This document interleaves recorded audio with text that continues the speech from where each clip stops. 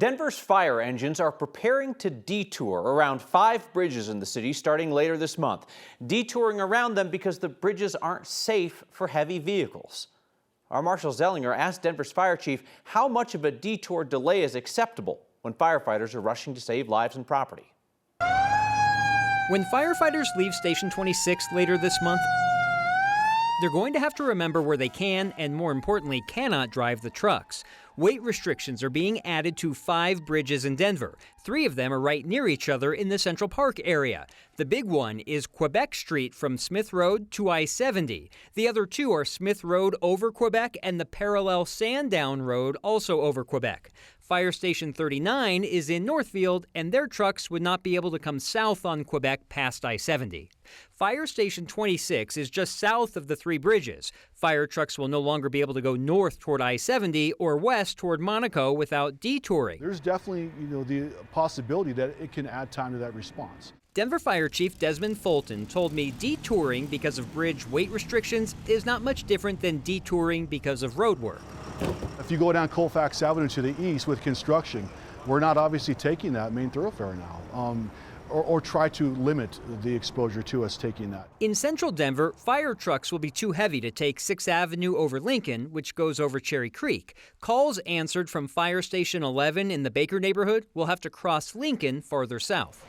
Firefighters are supposed to get out of the garage within 60 seconds and to the scene within 5 minutes. The goal is to meet or beat that 90% of the time. An audit last year found that 90% of the time, Denver Fire is getting to the scene in 6 minutes, 11 seconds. What's an acceptable increase in response time because of the weight restrictions on the bridges? That's a great question, and I don't think any increase is acceptable. At Mississippi near Santa Fe, fire trucks will have to avoid the bridge over the South Platte River. Depending on where the emergency is, fire trucks coming from any one of 4 stations could be impacted. What happens if there's an emergency on a restricted bridge? What do you do? Great question. We're not going to avoid that, right? If there's an emergency on that bridge, we're going to go to that bridge, that location, and do whatever is necessary to help that person in need. I can't take credit for that last question. When I broke the story about the bridge restrictions a week and a half ago, it was a viewer who immediately reached out with that really smart question. Kyle, these bridges will remain off limits to heavy vehicles like fire trucks until they're rebuilt. Until they're rebuilt. So wait, hold on now. The Broncos billionaire owners, they got the bridges that they wanted in the bond that voters just approved, but we didn't fix any of those bridges. The 6th Avenue over Lincoln, I think, got part of that one as well. The Quebec ones are already spoken for. It's that Mississippi over the Platte and Santa Fe that has no money yet for the rebuild. So that one's going to be there for probably years. So no timetable if no money at this point. Correct. On that one. All right, Marshall Zellinger, thank you. A group of Catholic schools wants the U.S. Supreme Court to change the rules for Colorado's universal preschool program. Those schools in the Denver Archdiocese argue that they should be able to discriminate against same-sex parents and still get public funding. This is a battle that faith-based schools in Colorado have been fighting since the school funded preschool 2 years ago. To get state funding, schools have to sign a non-discrimination clause. The Catholic schools want the schools to be able to exclude gay parents, to prioritize Catholic families, and to hire Catholic staff. Denver Archdiocese says this is a First Amendment violation if they can't do that. Says that Colorado's, quote, punishing faith-based schools for operating according to their religious beliefs. Federal courts in Colorado have already upheld Colorado's non-discrimination requirements. Those court rulings found that Catholic schools are welcome to participate in the state-funded program if they want, as long as they follow the rules. We've been following the immigration case of a man from Afghanistan living in Colorado and whether his claims to have helped U.S. troops in Afghanistan will be enough to save him from deportation. In our original report on his case, I incorrectly referred to this man as a refugee. He is not. He is an asylum seeker. 2 different processes. I apologize for that error. Our Angeline McCall spoke with a family friend about efforts by the community and some elected officials to have his asylum case play out here in Colorado.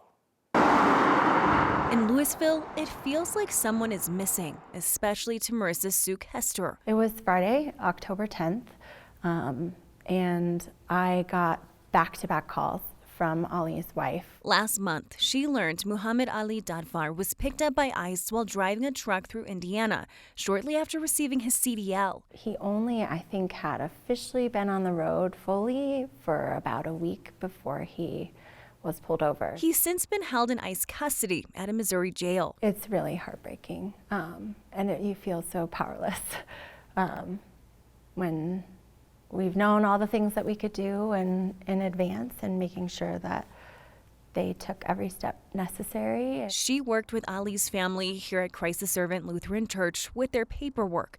He crossed the border last year, applying for asylum with his family. So just kind of every step of the way through their immigration process. Now it's really a long waiting game as asylum seekers. Marissa says Ali worked with the Afghan government, fighting the Taliban and terrorism. Here, there's been bipartisan support for his release, including from Republican Teller County Commissioner Dan Williams. So our ask is, we're not asking for anything extraordinary. We're not asking for expedited approval. Just let him come back home and continue to go through the approval process of folks that know him, and it was working just fine. Today, Democratic Representatives Neguse and Crow reiterated their public support, with Crow saying each person has a right to go through legal channels to seek asylum. Now, for a community that feels his presence gone, they're asking that he return and fight his case from the place he calls home. They have built a life and want to stay here. You know, they don't have any plans of going anywhere if fate is in their hands. This is a family who's gone through a lot since fleeing Afghanistan. They were unable to get on an evacuation flight after the fall of Kabul. They went to Iran first and faced persecution, then to Brazil, and finally made it here to the United States. The worry, Kyle, is that if he returns to Afghanistan, that they'll be targeted by the Taliban. All right, so we'll continue to follow his case. Angeline McCall, thank you. Lindsay Halligan is having a difficult time prosecuting former FBI Director James Comey. The Coloradan turned insurance attorney, turned personal attorney for Donald Trump, turned federal prosecutor of the president's enemies. She's never before prosecuted a case. So in fairness to her, I would probably mess that up too. Federal judge said today that she has made, quote, profound investigative missteps. James Comey's charged with lying to Congress in 2020. Today, a magistrate judge said that Halligan's presentation of the case to a grand jury was, quote, full of procedural and substance irregularities which might rise to the level of government misconduct.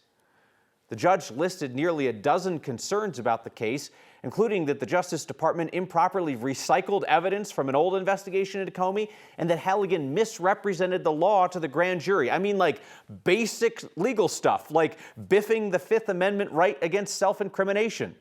He ordered Halligan's office to take the rare step of turning over all of their grand jury materials to Comey and his attorneys right now. Late tonight, a higher court stayed that order while the Department of Justice appeals. Halligan was installed to prosecute Trump's political enemies like Comey and New York Attorney General Letitia James. Other prosecutors in that district in Eastern Virginia had made clear they didn't feel the cases were strong enough to proceed without violating legal ethics rules. These last 5 weeks or so have been full of worry and confusion for families in Colorado that typically rely on food assistance. But the last 3 weeks have also been full of your generosity as you help to feed your neighbors. Most recently, last week's Word of Thanks micro-giving campaign raised about $70,000 for Food for Hope in Adams County. For that nonprofit's Feed 5,000 Thanksgiving meal giveaway and their other efforts to keep families fed during holiday weeks when kids are out of school. Through 3 weeks of micro-giving focused solely on fighting hunger in Colorado, you have raised more than $200,000 to feed families both in the metro area and up in northern Colorado. Part of your $16 million legacy of generosity in our state through your micro-giving campaigns. Thank you as always. We're going to continue to focus on the issue of hunger in Colorado with your next Word of Thanks micro-giving campaign Wednesday. And as always, if you have ideas of nonprofits that could use a boost, email next@9news.com or text thanks to 303-871-1491. So if you're going to hide 1 million fentanyl pills in a storage unit, make sure that you make the payments. So Canada's a no-go to get wolves for Colorado. Now Washington State is out as well. Colorado's running out of time to find fresh wolves. She was always up for an adventure. She was. She tried out for the Broncos cheerleading squad while in her 60s, and it turns out that was one of just many adventures along the way. That's next.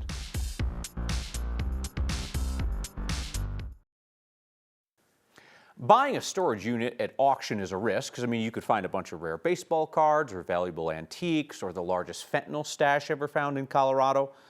The Douglas County Sheriff's Office, along with state and federal investigators, announced the massive seizure today. More than 1 million pills containing fentanyl, they say, 12 kilos of fentanyl powder, and a couple of pounds of meth, just for good measure.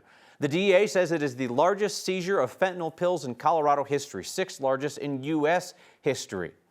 No offense to the investigators, but this kind of fell into their laps, it appears.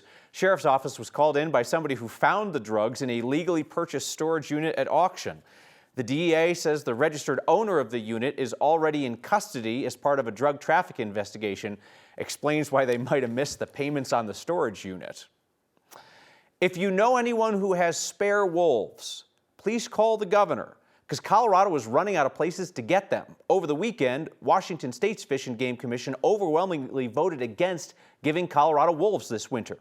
Colorado wants to bring in more wolves for a 3rd straight winter, but at this point, they don't have a hookup. Colorado got wolves from British Columbia last year and was ready to get 15 more of those Canadian wolves, but the Trump administration paused that deal, said that Colorado can't get wolves from Canada, only the U.S. So CPW then scrambled around. They asked Washington State, but those commissioners voted 8-1 against giving us any of their wolves. They did say they would consider wolf requests in the future.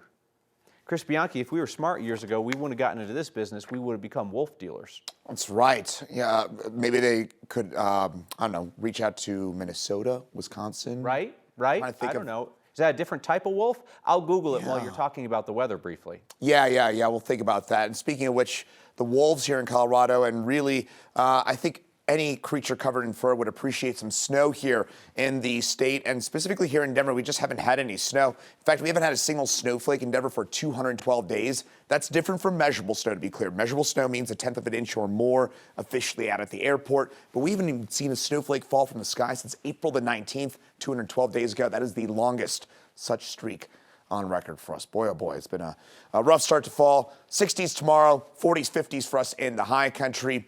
But looking ahead, we will see a little bit more cloud cover for us for tomorrow. Rain or snow shower for us here across the western slope. Nothing, no big deal for us. Not as busy as it was today for us, and lighter winds for tomorrow as well. Next big thing to watch for, it's this area low pressure. It's a cutoff low. This thing's going to slowly meander its way towards us here in Colorado. And as it does so, it could bring us our first flakes of the season for us for Thursday and Friday. But more importantly, I think one of the bigger things we should take note of is that we need the rain. We're going to get some beneficial rain for us Thursday night and Friday morning, and perhaps our first flakes of the season on Friday morning. Not a big deal for us in Denver in terms of that snow. South Metro, though, above 6,000 feet, could be talking about 3 to 6 inches plus on Thursday night and Friday morning.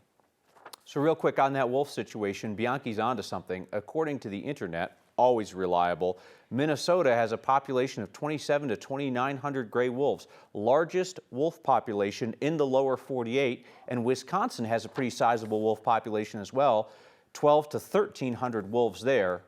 Surely they wouldn't miss 15. I'm going to have Bianchi call the governor. Aurora City Council has kind of an on-again, off-again relationship with the public and their pesky comments. Tonight, City Council is going to host their first in-person meeting since June. They have been virtual for months to hide from protests over the police shooting of an unarmed man.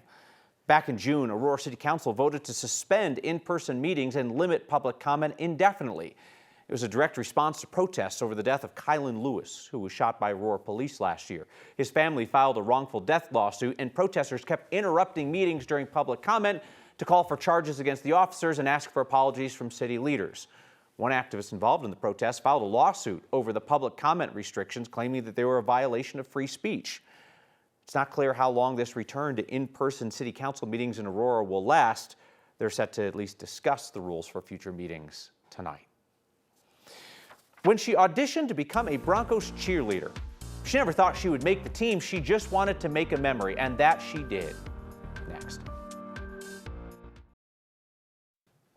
We've met a lot of memorable Coloradans here over the years, like Diane Wrights, who tried out to be a Broncos cheerleader at the age of 64.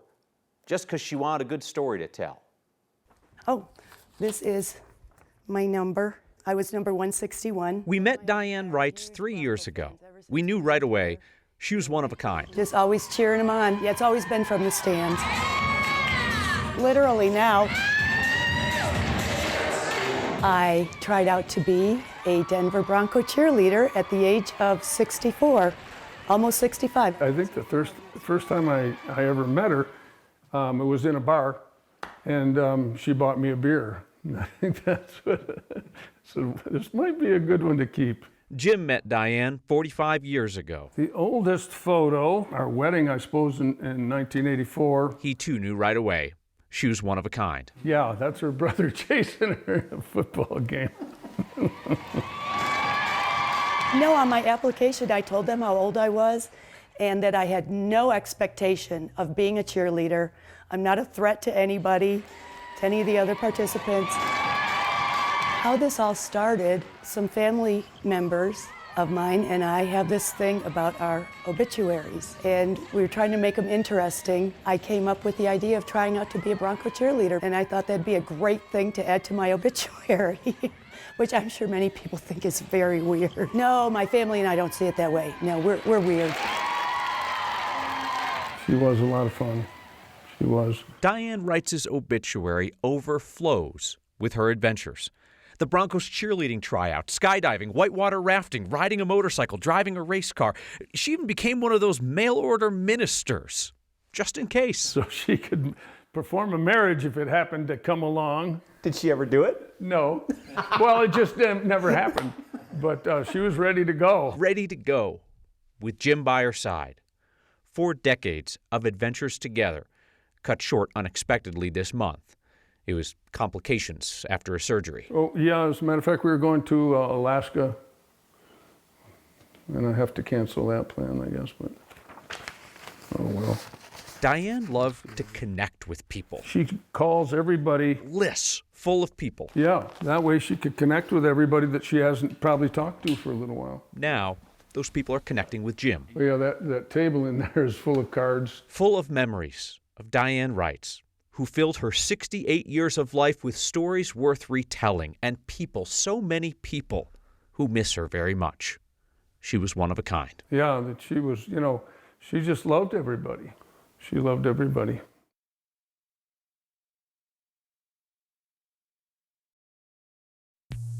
The most Colorado thing we saw today is everyone doing their part to keep their neighbors fed. Our school took action, and together we collected 2,611 food items. That's a lot of carrying. That is a lot of carrying. Good on the student council at Rangeview Elementary in Severance. This is their annual Caring Trail food drive where they line the school hallways with food donations. They reached out to us here at Next because, like many of you who donated to our recent Word of Thanks microgiving campaign, this is to help the Weld Food Bank. You all at home donated about $100,000, and then Rangeview kicked in more than 2,500 food items. Well done, Rangeview Elementary. Well done.